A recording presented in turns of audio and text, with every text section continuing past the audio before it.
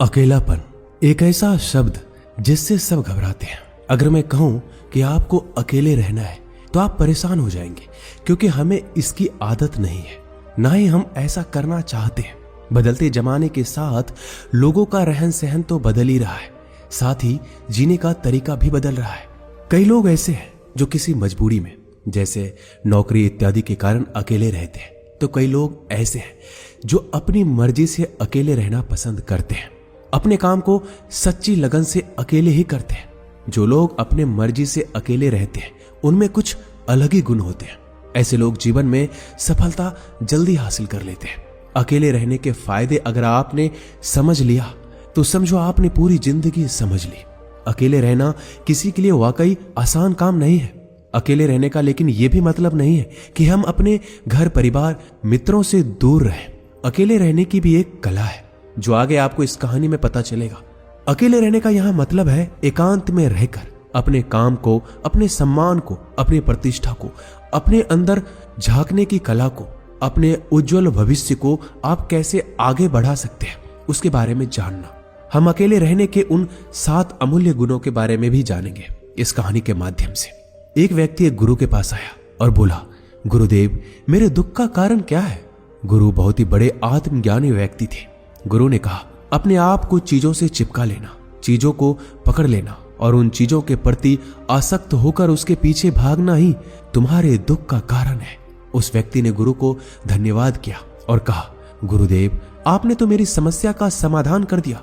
मैं इतने दिनों से अपनी समस्या का समाधान चाहता था। आपका धन्यवाद गुरुदेव। यह कहकर वह व्यक्ति वहां से जाने लगा। गुरु ने कहा, पूरी बात तो सुन लो। उस व्यक्ति ने कहा, नहीं गुरुदेव, आपका इशारा मिल गया, बस वही काफी है, और समझदार को इशारा ही काफी होता है। 1 महीने के बाद वह व्यक्ति फिर से गुरु के पास आया। इस बार उस व्यक्ति का हाल बहुत ही बुरा था। वो बहुत ही दुखी था और सीधे गुरु के चरणों में गिर गया और कहा, गुरुदेव, आपने जो कहा था मैंने वैसा ही किया, पर मुझे सुख नहीं मिला, मुझे तो और दुख मिल रहा है। गुरु ने उस व्यक्ति से पूछा, तुमने ऐसा क्या किया? व्यक्ति ने कहा, मुझे अपने परिवार वालों से, मित्र, रिश्तेदारों से दुख मिल रहा था। मैंने उसे छोड़ दिया और छोड़कर चला गया। 2-4 दिन तो मुझे अच्छा लगा, पर धीरे धीरे मुझे उनकी याद आने लगी। अपने माता पिता, अपनी पत्नी, अपने बच्चे याद आने लगे। रिश्तेदार, यहां तक कि अपने शत्रु भी मुझे याद आने लगे। इतना दुखी तो मैं उनके पास रहकर भी नहीं था जितना मैं उनसे दूर होकर हो गया हूं। इसलिए आज मैं वापस घर जाने के लिए निकला था और आपके पास आ पहुंचा। आपने मुझे इतनी गलत सलाह क्यों दी गुरुदेव? गुरु मुस्कुराए और गुरु ने कहा, तुम परिवार को छोड़कर भागे, मित्रों, रिश्तेदारों, यहां तक कि शत्रुओं को भी छोड़कर भागे, पर यह तुम्हारी गलतफहमी थी कि तुम छोड़कर भाग रहे हो। वास्तव में तो तुम उन्हें लेकर भाग रहे थे। व्यक्ति ने कहा, पर गुरुदेव, मैं तो किसी को अपने साथ नहीं लाया। गुरु ने कहा, जो चीज हमें दुख देती है वह कहीं बाहर नहीं होती, यहां तक कि जो हमें सुख देती है वह भी बाहर नहीं होती। यह सब परिवार वाले, रिश्तेदार, मित्र, शत्रु, ये सब कहां बसते हैं? यह सब हमारे मन में बसते हैं। और जब तुम भागे तो तुम अपने मन को साथ लेकर भागे, और तुम्हारे मन में यह सब तुम्हारे साथ भाग रहे थे, तो तुम इनसे कहीं दूर गए ही नहीं। जब जो चीजें मन में बसी हो और वह आसपास हो, वह हमें बहुत लगता है, पर वह बहुत कम होता है। और जब हम इन चीजों से दूर हो जाते हैं, यानी छोड़कर भाग जाते हैं, तब मन उन चीजों को पाने के लिए फिर से प्रयास करने लगता है, और तब यह चीजें बहुत ज्यादा दुख देती है, जैसा तुम्हें हो रहा है। व्यक्ति ने कहा, तो गुरुदेव, मैं क्या करूं? चीजों के साथ रहूं तो दुख, चीजों को छोड़कर जाऊं तो दुख। क्या मैंने सिर्फ दुख उठाने के लिए ही जन्म लिया है? गुरु जोर से हंसे और कहा, यह बात बिल्कुल सत्य है। यहां सब सिर्फ दुख उठाने के लिए जन्म लेते हैं, पर यह भी सत्य है कि इन दुखों के पार सुख है, और उन सुख के पार दुख है, फिर सुख और फिर दुख है। जिन चीजों में हमें सुख नजर आता है वह दुख देते हैं, और जिनमें दुख नजर आता है वही सुख का कारण बन जाते हैं। उस व्यक्ति ने कहा, गुरुदेव, क्या इस सुख दुख के मायाजाल से बाहर निकलने का कोई रास्ता नहीं है? गुरु ने कहा, रास्ता तो है, मगर तुम इसी दुनिया में रहना चाहते हो, इन सब के साथ रहना चाहते हो, तो तुम्हें एक काम करना होगा। तुम ऐसे ही रहो जैसे कि तुम इस दुनिया में अकेले हो। सबके साथ रहो पर अकेले रहो।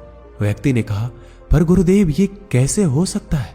गुरु उस व्यक्ति को एक जगह पर ले गए जहां एक मेला लगा हुआ था। वहां बहुत भीड़ थी। गुरु ने कहा, देखो अपने आसपास यहां किसी को जानते हो क्या? व्यक्ति ने कहा, नहीं, यहां तो कोई भी मेरी जान पहचान का नहीं है। गुरु ने कहा, क्या तुम यहां अकेले हो? व्यक्ति बोला, हाँ गुरुदेव, बिल्कुल अकेला हूं। गुरु ने कहा, नहीं, तुम्हारे मन में कुछ चल रहा है, तुम अकेले नहीं हो।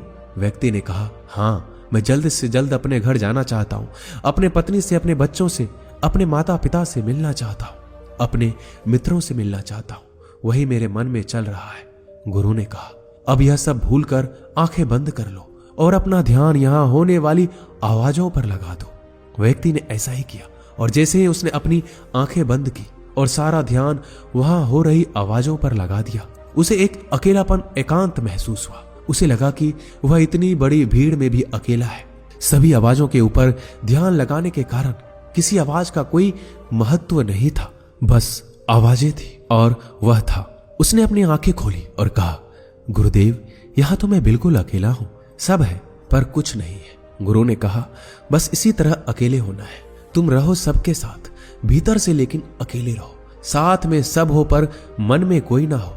जिसने इस तरह से अकेले जीना सीख लिया, उसे कभी जीवन में दुख नहीं होगा, उसे चीजें दुख नहीं देगी, वह हर चीज में आनंद की प्राप्ति कर सकता है।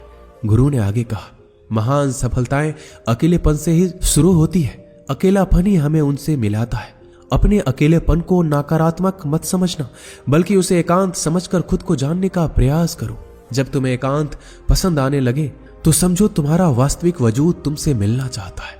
इसलिए अपने इस एकांत प्रेम का सम्मान करो।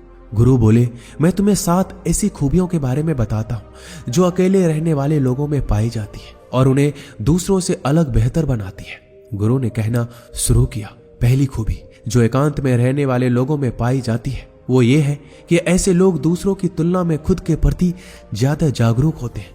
वो खुद के स्वभाव और आचरण के बारे में ज्यादा गहराई से जानते हैं। ऐसा इसलिए होता है क्योंकि जब हम अकेले होते हैं तो हमें खुद के बारे में सोचने का काफी समय मिल जाता है, जिससे हम खुद के व्यवहार को अच्छे से समझ पाते हैं।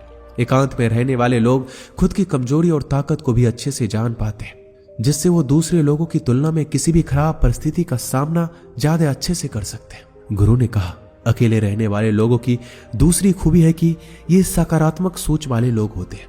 देखो, जब बहुत से लोग हमारे साथ होते हैं तो वहां एक दूसरे से तुलना, जलन, घमंड, लालच जैसे कुविचार अपने आप ही मन में आने लगते हैं। फिर इंसान इन विचारों के बस में आकर उल्टे सीधे काम करने लगता है। हालांकि ऐसा नहीं है कि एकांत में रहने वाले लोगों के मन में ये विचार नहीं आते, लेकिन क्योंकि वो अकेले हैं इसलिए दूसरों से तुलना, जलन, घमंड जैसे विचार उनके मन में दूसरों की तुलना में थोड़ा कम आते हैं। साथ ही अकेले रहने की वजह से उन्हें खुद के बारे में सोचने का ज्यादा समय मिलता है, जिससे वो अपने नकारात्मक विचारों को पहचान कर उन्हें कम कर सकते हैं, जिसके कारण ऐसे एकांत में रहने वाले लोग ज्यादा सकारात्मक होते हैं। अकेले रहने वाले लोगों की तीसरी खासियत यह है कि ये लोग ज्यादा अनुशासित और आत्मनिर्भर होते हैं, क्योंकि अकेले रहने वाले लोगों को अपने ज्यादातर काम खुद से ही करने पड़ते हैं, इसलिए ये दूसरों की तुलना में ज्यादा आत्मनिर्भर होते हैं। साथ ही ऐसे लोगों को दूसरों का काम भी पसंद नहीं आता। ये अपना काम खुद करने पर ही भरोसा करते हैं। साथ ही ये लोग कोशिश भी करते हैं कि दूसरों से कम सहायता लेनी पड़े, पर क्योंकि ऐसे लोग आत्मनिर्भर और अपने काम को लेकर स्पष्ट होते हैं, ऐसे लोग अनुशासित भी होते हैं। ये लोग अपने समय की कद्र करते हैं और दूसरों का भी समय बर्बाद नहीं करते। अकेले होने की वजह से ऐसे लोग एक निश्चित दिनचर्या का पालन भी करते हैं, जिससे ये लोग ज्यादा व्यवस्थित होते हैं और ये भी इनके अनुशासित होने का एक कारण है। गुरु ने आगे कहा, अकेले रहने वाले लोगों की चौथी खासियत यह है कि ये लोग किसी भी चीज के बारे में बड़ी बारीकी से और गहराई में जाकर सोच सकते हैं। अकेले रहने वाले लोगों की ये सबसे बड़ी खासियत होती है। इसलिए जितने भी लेखक, कवि और बड़े बड़े काव्यों के रचयिता हैं, उन सभी को एकांत में रहना पसंद था, क्योंकि जब कोई व्यक्ति एकांत में होता है तो अपने अंदर की आवाज सुन पाता है। जितने भी बड़े आविष्कार हुए हैं उन सब की शुरुआत एकांत में हुई थी, क्योंकि एकांत में रहकर ही किसी भी चीज के बारे में बड़ी बारीकी से सोचा और समझा जा सकता है। गुरु ने कहा, एकांत में रहने वाले लोगों की 5वीं खूबी यह है कि इनका व्यक्तित्व सबसे अलग हटकर होता है। वो लोग ज्यादातर दूसरे लोगों के साथ रहते हैं। ये अकेले रह ही नहीं पाते, वो कितनी भी कोशिश कर ले, लेकिन जाने अनजाने में सही, लेकिन दूसरे के व्यक्तित्व का कुछ हिस्सा उनके अंदर आ ही जाता है। दूसरों की आदतें, दूसरों के विचार उनके अंदर प्रवेश कर ही जाते हैं, जिससे उनके व्यक्तित्व में वो अनूठापन, वो निरालापन नहीं आ पाता। उनका व्यक्तित्व कई सारे लोगों के साथ व्यक्तित्व का मिश्रण होता है, पर क्योंकि एकांत में रहने वाले लोग अपना ज्यादातर समय अपने साथ बिताते हैं, इसलिए ये दूसरों की बातें और विचारों से बहुत ही कम प्रभावित होते हैं। इनके अपने जीवन को जीने के खुद बनाए नियम और कायदे होते हैं, जिनका ये पालन करते हैं। ये किसी से भी आसानी से प्रभावित नहीं होते, इसलिए ऐसे लोगों की शख्सियत सबसे हटकर सबसे अलग होती है। इसलिए इनके व्यवहार में एक अलग ही निरालापन होता है, जो किसी दूसरे व्यक्ति को भी पसंद आ सकता है और नहीं भी। गुरु बोले, छठी खासियत जो एकांत में रहने वाले लोगों में होती है, ज्यादा लोगों से अपने संबंध नहीं बनाते, लेकिन यह जितने भी लोगों से संबंध बनाते हैं सच्चे दिल से बनाते हैं। ऐसे लोगों के बहुत ही कम दोस्त होते हैं, लेकिन जितने भी होते हैं ये उनसे अपनी दोस्ती पूरी ईमानदारी से निभाने की कोशिश करते हैं। अक्सर लोगों को यह लगता है कि एकांत में रहने वाले लोग बहुत कम बात करते हैं, लेकिन उनसे पूछिए जिनसे ये दिल से जुड़े होते हैं, उनसे ये कितनी बातें करते हैं। वैसे लोग इन्हें अपना मान लेते हैं और वो इनके सामने अपने पूरे दिल की बात रख देते हैं। अकेले रहने वाले लोग बहुत ही कम लोगों के साथ संबंध रखते हैं, लेकिन जरूरत पड़ने पर वो अपनी तरफ से पूरी मदद करने के लिए तैयार रहते हैं। इसलिए इनके रिश्ते कम लोगों से तो होते हैं, लेकिन जिनके साथ भी होते हैं बहुत मजबूत होते हैं।